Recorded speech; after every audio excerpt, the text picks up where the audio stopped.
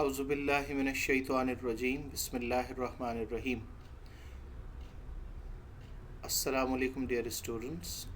Welcome to week number 11, recorded lecture number 29. Well, in today's lecture, we are going to cover reports. We will talk about their functions and their structures and their types, and we will also quickly skim some of the reports, rather two reports, one informational and one analytical report.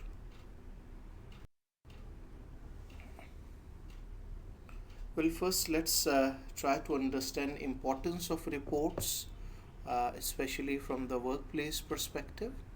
So reports are vital to both large and small organizations, right? It's not only large organizations that you will be required to write reports, or small or medium organizations, right? Regardless of the volume of the organization or size of the organizations, reports are required, right? There are many reasons for it, and they are vital because they, number one, they allow supervisors to stay informed about the projects, right? Whoever is the project director, he or she may not be able to visit the project every day, but uh, the supervisor or the director needs to know, the progress, maybe on weekly basis. So those weekly project information reports, will update him or her. Secondly, these reports provide data that help management answer questions and make decisions. You know, answer questions means, for example, if that project is being completed for a client, then maybe the questions that client has about those projects, obviously the information they get through reports, they enable the management to answer the client, or maybe to answer the board of directors or owner, or somebody. And these reports also help them make the decision, if they have to make the decision about changing something, or about starting something new, or all those key decisions that are needed. These reports help the management make those decisions as well. Well, thirdly, these reports synthesize information so that leaders can solve problems, right? Usually these short reports are very compact, and they are systematically and logically organized, so that the leaders, you know, they can quickly synthesize things, and make new plans and make decisions. So creating report requires critical thinking, as well as the ability to write clearly and correctly. So please note down these 2 to 3 characteristics. The first and very important thing is critical thinking, that you should be able to think critically to write a report, especially if it is an analytical report in your particular field. Now, in addition to critical thinking, you should also have ability to write clearly and correctly, or we can say following those principles of writing that we have already covered. So in addition to your language skills, you also need to be very clear, and you also need to be critical to be able to write an effective report. Well, there are function wise, we can divide these two reports into two. These basic, on the basis of their functions. So basic report functions, number one, will that is informational report. So broadly speaking, we can categorize these reports into two: informational reports and analytical reports, right? So this division is according to their functions, right? Now, to begin with, reports that present data uh, without analysis or recommendations are primarily informational reports. So we begin with informational reports. If you are required to write daily progress report where you just mention the details and you do not write you do not analyze that data and you do not go for recommendations, then it means that you are just writing informational report. Secondly, for such reports, writers collect and organize fact, but they do not analyze the fact for the readers. Right?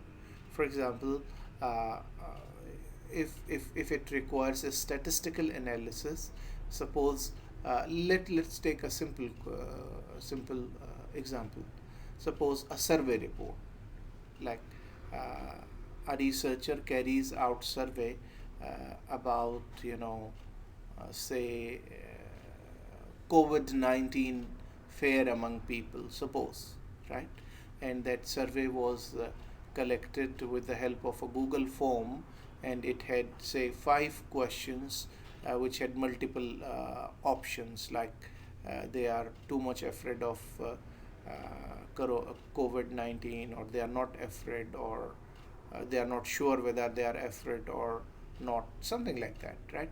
Now, if that person collects this data and only goes for the basic,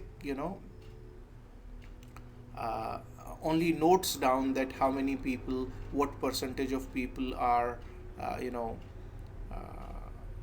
highly afraid of it and what percentage are not afraid of it, then this is just gathering the data and then organizing the facts. Or what is organizing fact in this?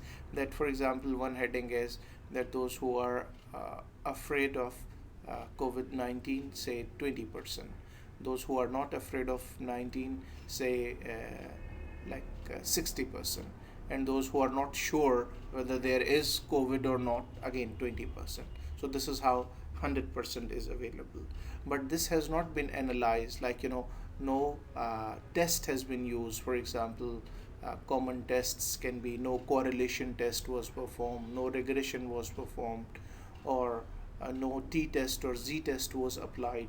So in informational report, only data is collected and organized, right? No further statistical or tests are performed. Well, point number 3, uh, a trip report describing an employee's visit to a trade show, for example, presents informational report. So the employee would only be presenting what he or she saw in that trade show, what was it like, and what sort of companies were there. So that is only informational report. Okay, next, weekly bulleted status report distributed by email to a team record the activities of each group member and are shared with supervisor, like weekly progress report. Only they show the progress, uh, how much of the assigned task was completed by Mr. Akram, and how much Mr. Ali, and Ms. Elena, or and anyone else, right? So that is just informational report. Then the last one, other reports that present information without analysis are monthly sales report, only showing the sales for the month, progress report, and government compliance report. So these are some of the reports that usually are informational reports in nature, and their function is just to inform the reader. Like sales report would inform how much sales was there, though it can be analytical if comparison is drawn between this year's sale and last year's sale. But we are not talking about sale comparison report. We are only discussing sales report, progress report, government compliance report. Basically and primarily, these reports are informational in nature. Now, moving towards analytical report, this is the second type, on the basis of functions. Uh, well, analytical reports that provide data or findings analyze and conclusions are analytical. If requested, writers also supply recommendations. Informational reports, if we can say, were the first two steps that the report writer would collect the data and would, just record the data, or maybe would organize the data. That's it, right?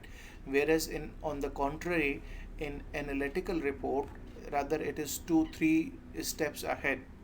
So data is collected, then organized. After organizing that data is analyzed. For example, if it is informational report, say sales informational report, then only, the sales for the month is mentioned. But if somebody wants to know the comparison of the sales in the last 5 months, then those sales for the last 5 months will be analyzed. Maybe their relationship is checked, correlation is used, or maybe regression is used, right? And conclusions are also given in analytical reports. So, if requested, writers will also supply the recommendations. Okay. Second, analytical reports may intend to persuade readers to act or change their beliefs. For example, if you were writing a yardstick report that compares several potential manufacturing locations for a new automobile plant, you would compare the locations using the same criteria and then provide a recommendation. You were assigned that these are 5 different places where they want to install their automobile plant. You were assigned this task that you will visit all 5 places, and then you will write a comparison, and finally you will recommend that which place is more suitable for installing the plant. Now, in this case, first part is you visit all 5 places, you collect information about them, you organize information. Then next step is you analyze the information. You compare location 1, 2, 3, 4, 5. You compare them among each other on some objective criteria. For example, you compare them according to their size. You may compare them according to their location. You may compare them according to maybe if it requires some specific sort of soil strength, maybe soil, and on the basis of soil tests, so on and so forth. So you analyze and compare them, and finally, after comparison on objective basis, you come up with the conclusion whether where the plant should be set up, right? And if needed, you can also give the recommendation. Okay, the last point, other reports that provide recommendations are feasibility studies, right? Whether it is feasible to feasibility studies are usually carried out for in the start of a project, whether that it is feasible to start that new project. Of course, while knowing the or checking the feasibility, you have to see different elements of that project. You have to compare between the benefits and the losses and the challenges and everything. And once you analyze all of them, only then you can go for to propose the feasibility. There can also be justification reports, for example, buying equipment or changing procedure. So these are some situations where you are required to write analytical report.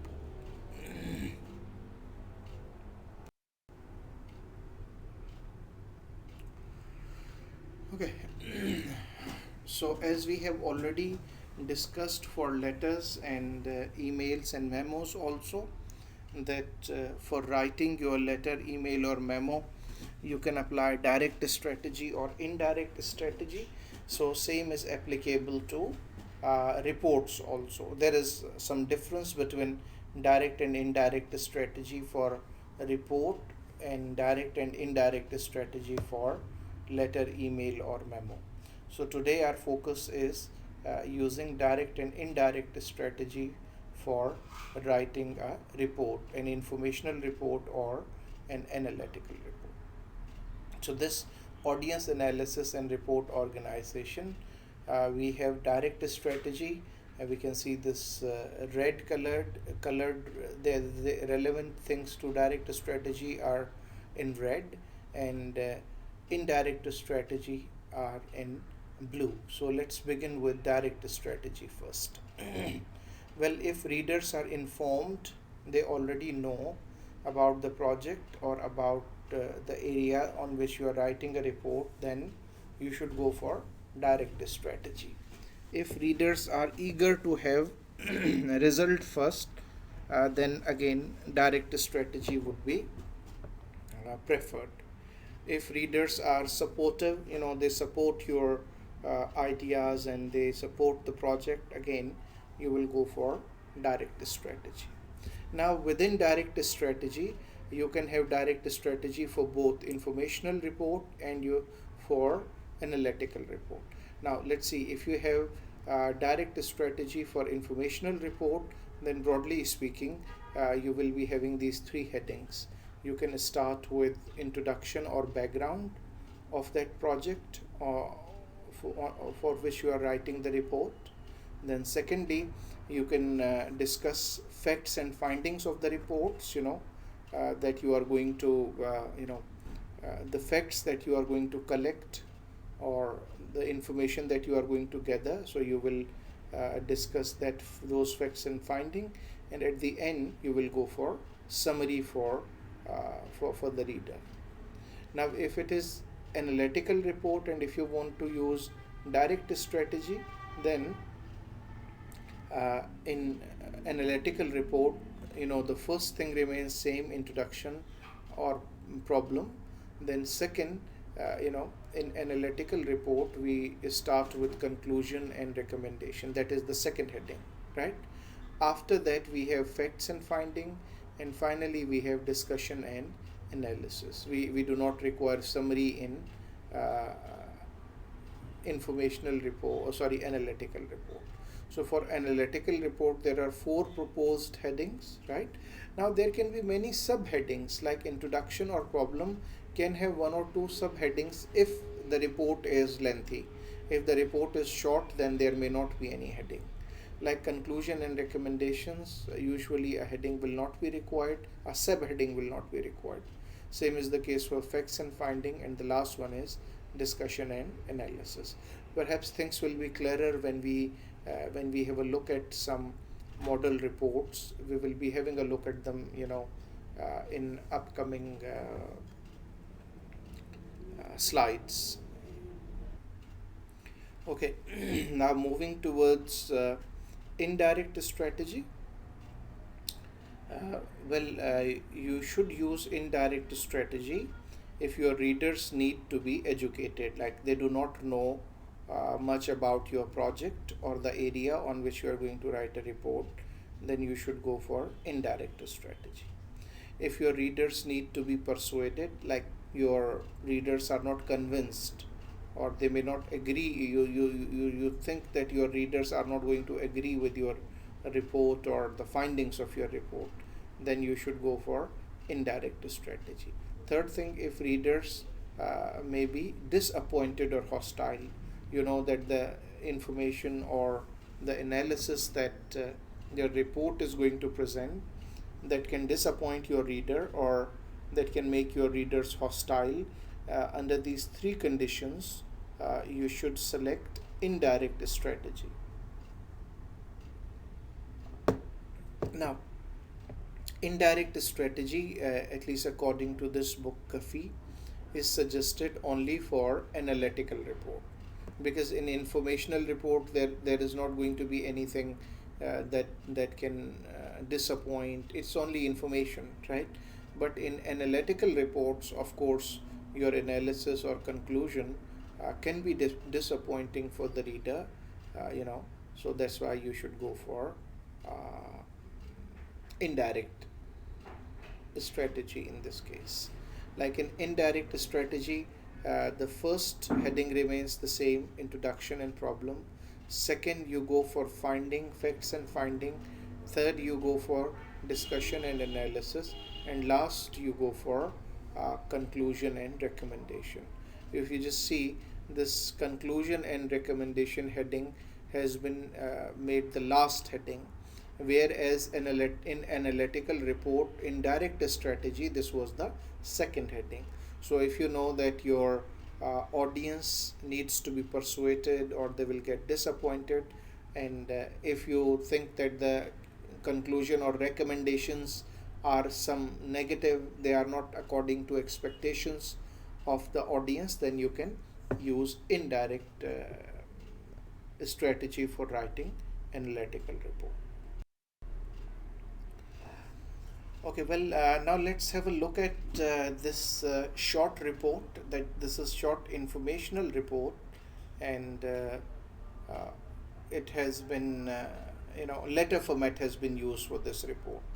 As you can see, it starts with the letterhead with the name of Shield Legal Services, that's company name, PO box is given, and then postal address, website, and phone number are given, right? So as you can also read this comment on the right hand side, this uses letterhead stationery for an informational report addressed to outsider, because this report is to be sent to somebody outside the organization. And we have, as we have already discussed multiple times, that outside, if it is outside communication, we should prefer letter format. If it were for internal communication, we would prefer memo format, but since this is for outside communication, that's why letter format has been preferred. So like following the letter format, after letterhead there is date, and then inside address means receiver's address, and then salutation. After salutation we have subject line and 2-3 introductory lines like, thank you for your inquiry about a legal services plan for your homeowners association. The following information describes our available plans and gives instructions for setting up a plan for your association. Now, as we have seen in the format, that this is direct approach, we begin with introduction, right? So the company gives introduction to their services that they offer. Like we can read this left hand comment that says presents introduction and facts, without analysis or recommendation. So introduction does not include any analysis or recommendation, and in fact, this informational report does not have any analysis or recommendation, and we know this is information report, so that's why there is no need to give analysis and recommendation.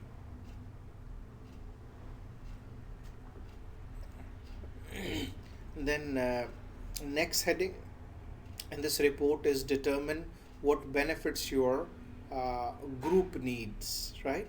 So this arranges steps for setting up a plan into sections with descriptive headings, right? This heading has two subheadings like fee consultation and fee document review, right? And then it discusses benefits and all that.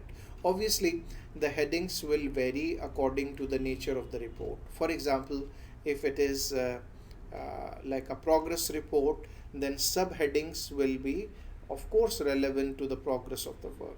And if it is, some other kind of report, then it will have different headings. So these subheadings cannot be fixed. The headings that were given in the template that has just been shared with you, They are just to give you an idea, right? But while you are writing actual reports, so your headings for the reports will vary according to the nature and type of the report you are writing. Well, at the bottom we have these tips for short informational reports. Number one, use letter format for short informal reports sent to outsiders. And as we already know that if it is external communication, it should be letter format.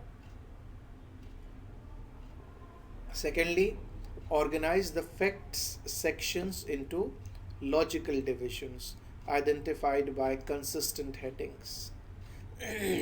Third, single space the body, like this is about organization. Double space between paragraphs. Leave two blank lines above each side headings. Like we can see this, the heading that we can see, determine what benefits your group needs. So two line spaces have been left before it and two line spaces have been left after it, though it can vary, not necessarily that you are always required to leave two lines.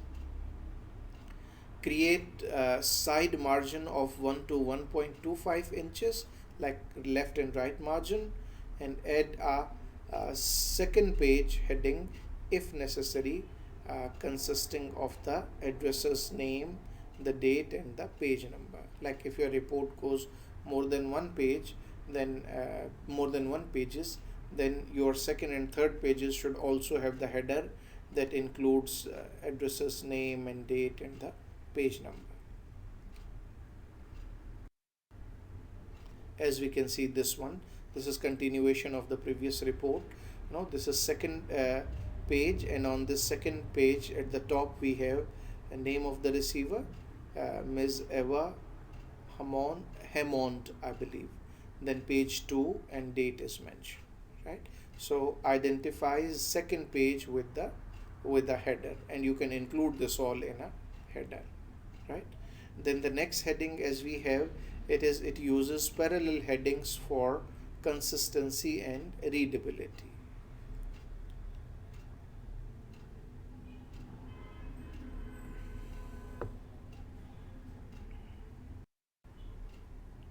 You know, this is the third heading, publicize the plan to your members. And finally, since this is informational report, so the summary has been given, as it sums up in 2-3 lines the whole thing. Let me read it for you. A successful free legal services plan involves designing a program, choosing the attorneys, and publicize the plan. To learn more about these steps or to order a $45 how to manual, call me at this. Right. Then since this is a letter format report, so at the bottom, the complimentary clause is given sincerely, and writer's name and signature are mentioned. Okay, now let's have a look at this analytical report. The previous one was informational report, and this one is analytical report.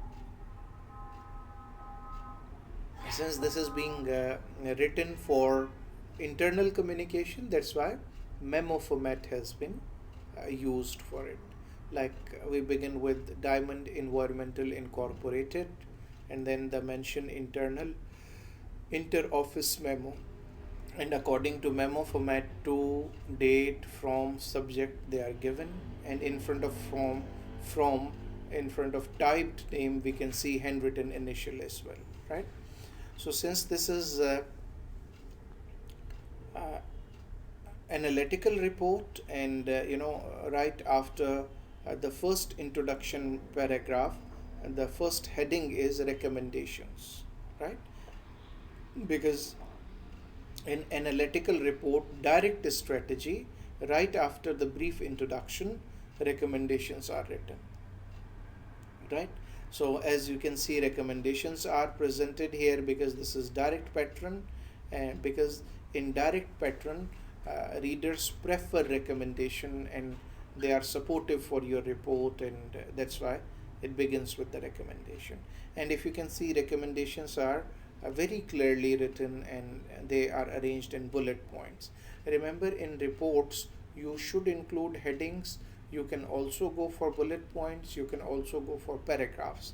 It depends on the need. For example, in this report, the first paragraph is continuous writing, right? Because it didn't require bullet points.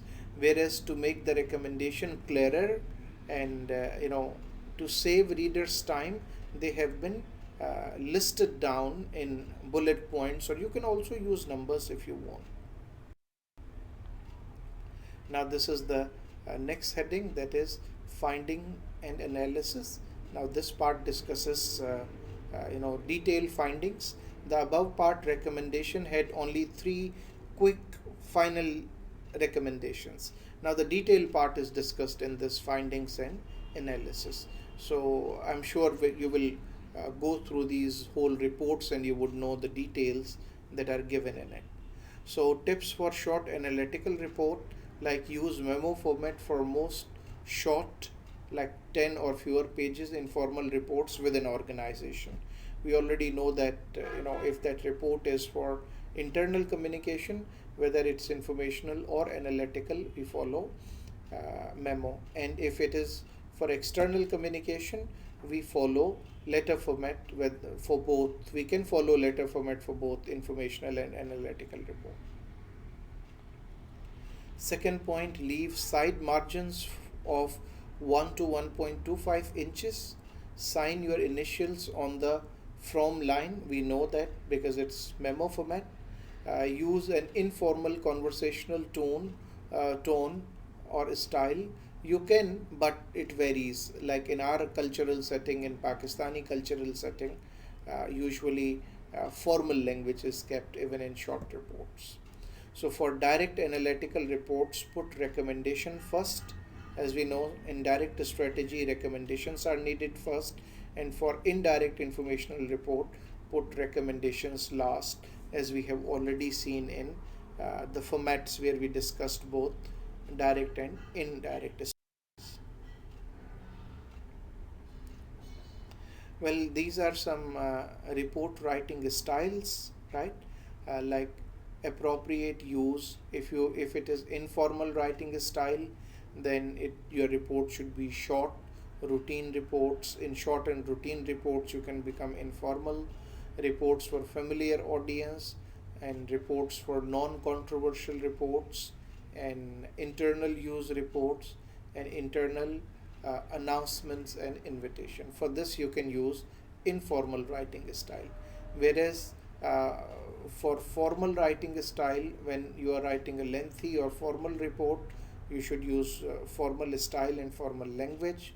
In research studies, formal style is preferred, and in controversial or complex reports, uh, you know, formal style is should be used, and for formal invitation, formal style should be used. Now, overall effect in informal report, overall effect is friendly tone, relationship building, and casual. Whereas in formal writing style, overall effect should be objectivity and accuracy, sense of professionalism and fairness, and professional distance between writer and the reader. Right? Well, writing style characteristic for informal. In informal report, you can use first person pronoun I, we, you, may, and all that. Use the contraction. You can use contraction like can't, don't, doesn't. Emphasize an active voice verbs like I conclude that. This is active, not the passive. And use shorter sentences, and use familiar words, and use conversational tone. Whereas in formal style, use of third person, the researcher, the writer, depending on the circumstances, is used. Absence of contraction, avoid contractions. Use of passive verbs is more common in formal style, and professional and respectful language should be used. absence of humor and figure of speech in formal writing. We do not usually do not include humor or similes and metaphor and like that. Elimination of uh, editorializing author's opinion and perceptions. So usually author's opinion and perception is not included.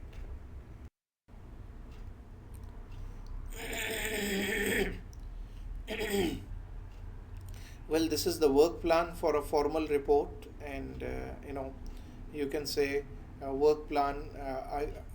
We use a more common term in local context, that is proposal. Like work plan, we also use proposal for a formal report or work plan for a formal report.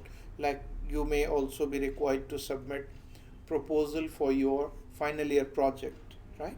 So these are few headings that will help you while writing proposal for a formal report or proposal for your final year project. Like first you have to give a statement of the problem. You have to state what the problem is for which you want to carry out the research. Then you also go for a statement of the purpose. What is the purpose? Why do you want to take up that project? Why do you want to write that formal report, or why do you want to carry out that research? So that is a statement of purpose. Third is research strategy, the methods of data collection and analysis. Fourth is tentative outline, you know, uh, how long will it take and how will you manage, and that all is discussed in. And the last one is work schedule, which estimates the time needed to complete that report task, right?